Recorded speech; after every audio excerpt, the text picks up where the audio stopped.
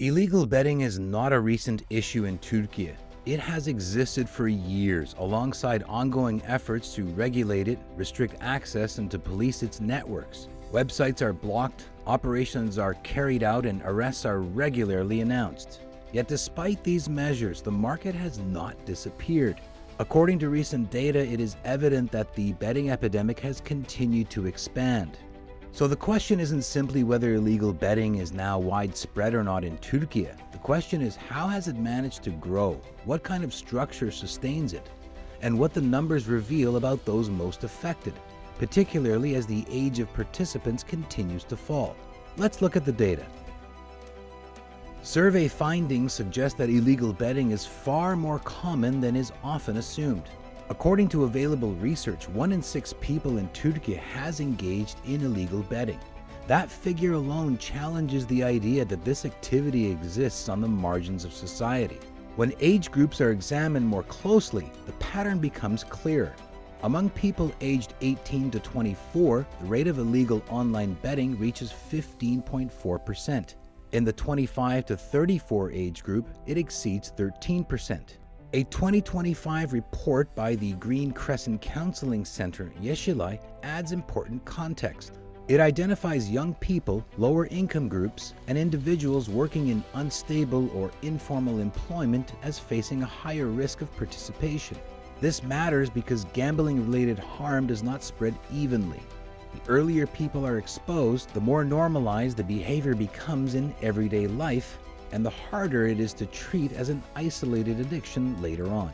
When participation reaches this scale, illegal betting stops being an individual issue and starts functioning as a social environment, one in which risky behavior is reinforced rather than discouraged.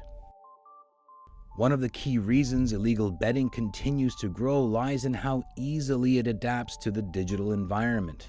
According to official data, the number of illegal betting websites blocked in Türkiye rose from around 24,000 in 2022 to 159,000 in 2023, representing nearly a six-fold increase in just 1 year.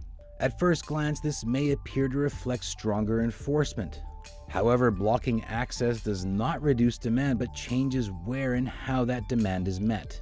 Over time, users learn how to navigate around restrictions, while operators design systems that anticipate shutdowns.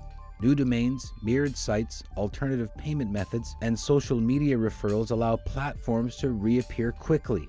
This tactic becomes clear when looking at longer-term figures.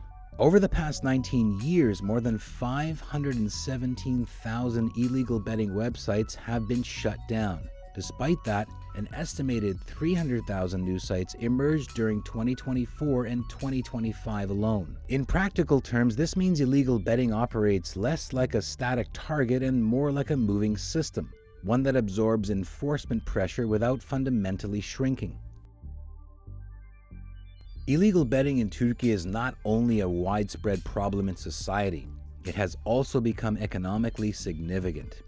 Media and expert analysis frequently estimate the size of the illegal betting market at tens of billions of dollars, with figures around 50 billion often cited. More concrete indicators come from financial crime reporting. Financial Crimes Investigation Board (MASAK) evaluations suggest that illegal betting networks linked to Istanbul alone may be associated with approximately $9.3 billion or 400 billion Turkish lira in illicit financial flows. This gap between estimates and confirmed seizures is important. It suggests that enforcement captures only a fraction of the total activity, while the larger financial system continues to circulate beyond direct oversight. At this level, illegal betting no longer functions as a side activity, but instead begins to resemble a parallel economic system, one that intersects with informal labor, digital finance, and cross-border money movement.